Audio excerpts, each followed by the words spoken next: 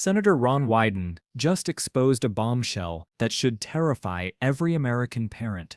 While Trump claims the Epstein scandal is a hoax, Wyden revealed Treasury files showing 4,007-25 wire transfers totaling $1.1 billion through Russian banks linked to international sex trafficking. This isn't politics. It's about justice for victims being buried by those in power. Senator from Oregon.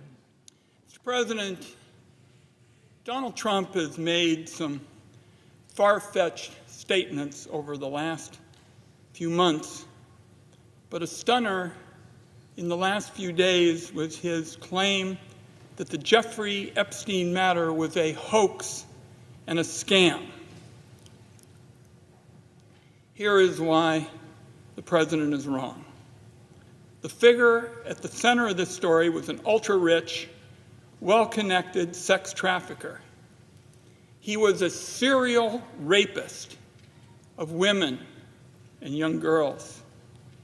And for some reason, the Trump administration, that claimed they'd be the most transparent administration ever, turned on a dime. The president had run on a campaign with a promise to expose the Epstein files. Now he and the Attorney General, Pam Bondi, say, nope, nothing to investigate. When it comes to Epstein and sex trafficking, all these claims are just ludicrous. I want the American people to know that that's wrong. If you want to know why, just look at the latest report from our investigators that was discussed in the New York Times this morning. Now, somewhere in the Treasury Department, Mr. President, locked away in a cabinet drawer, is a big Epstein file that's full of actionable information.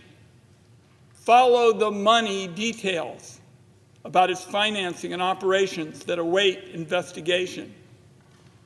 Last year, the Biden administration allowed our investigators to look at portions of the file.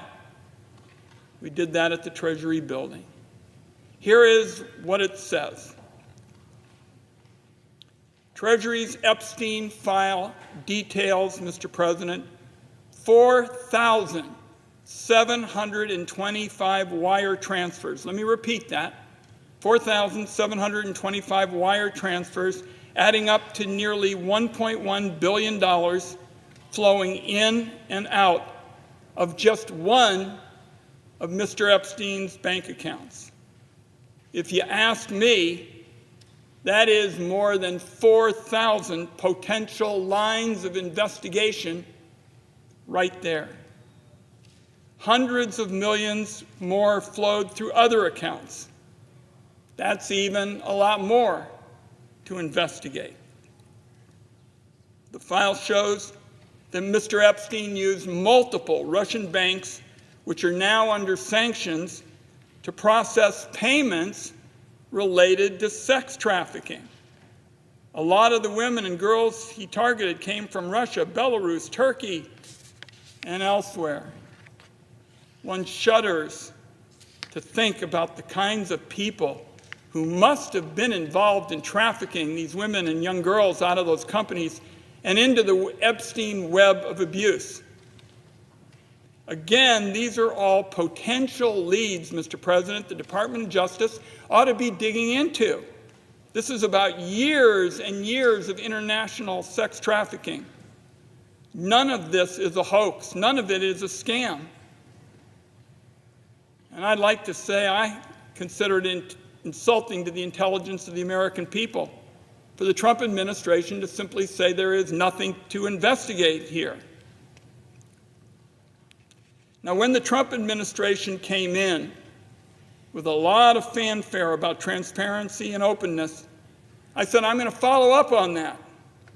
So I wrote to the Attorney General, Ms. Bondi, Treasury Secretary Bessent, FBI Director Patel, and I asked them all to produce the Epstein file to the Senate Finance Committee so it could be reviewed. In fact, I made that request multiple times. The Trump commitment to transparency, based on the response, didn't mean a whole lot because they just refused. Here's what one Treasury official wrote back to me. I'll quote here. The Department of Treasury has previously made documents available relating to the matter in response to your inquiries. Accordingly, we understand that you have the information you seek from the Treasury related to this request. We thank you for your attention to this important issue. Mr. President, for anybody who's familiar with how these discussions go in Washington, D.C., what I just read was code for the bureaucracy saying, you're asking for information, go pound sand.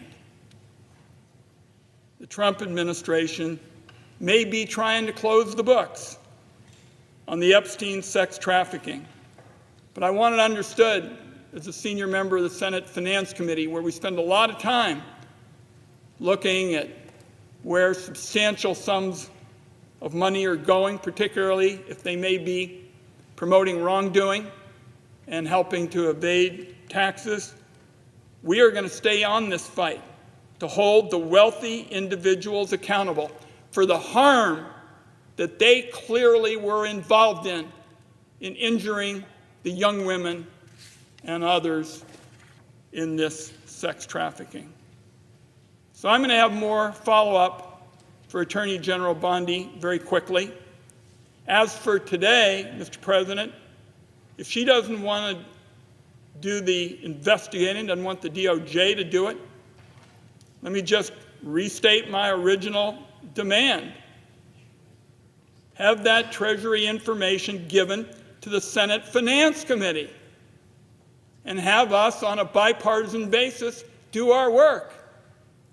That's what we do in important investigations.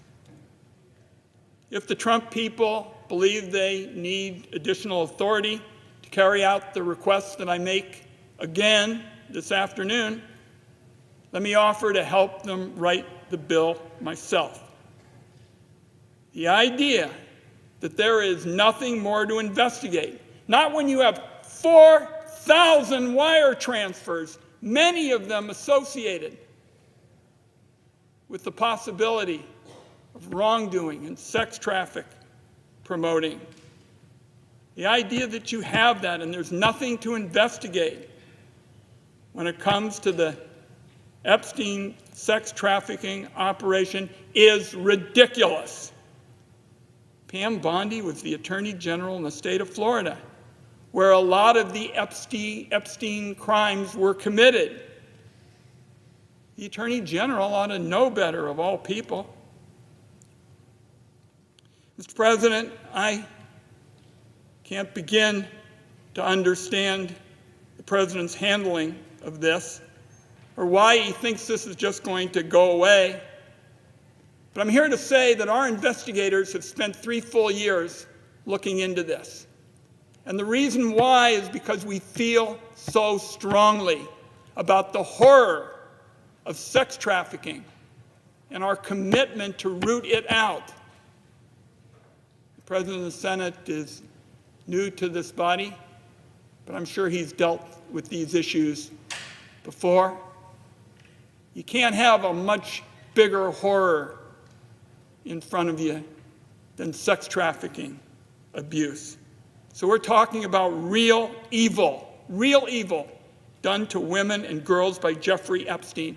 And Mr. President, nobody gets to sweep that under the rug. I yield the floor. What Senator Ron Wyden revealed wasn't just another political speech, it was a roadmap to one of the most extensive financial networks tied to international sex trafficking in modern history.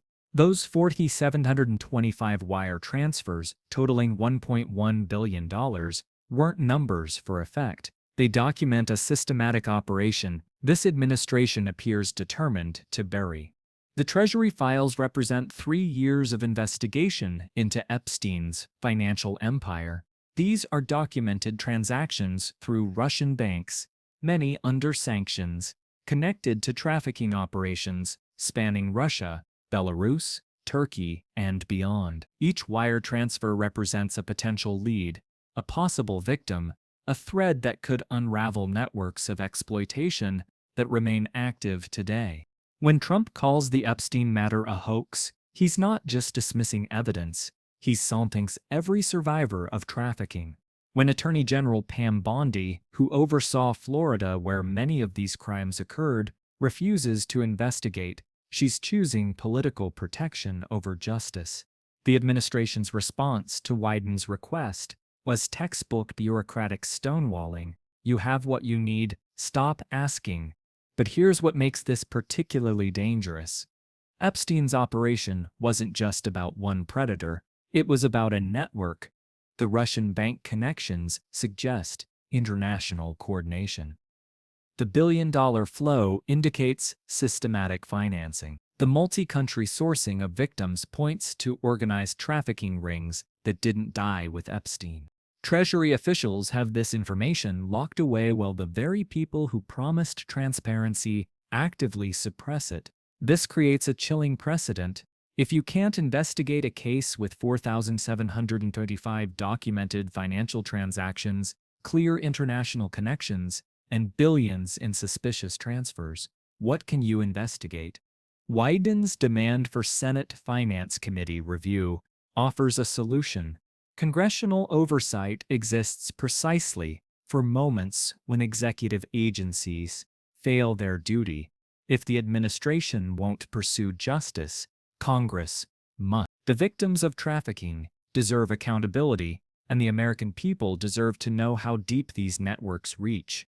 What's being hidden becomes clear from the operational details. These were structured payments through Russian institutions known for illicit transfers.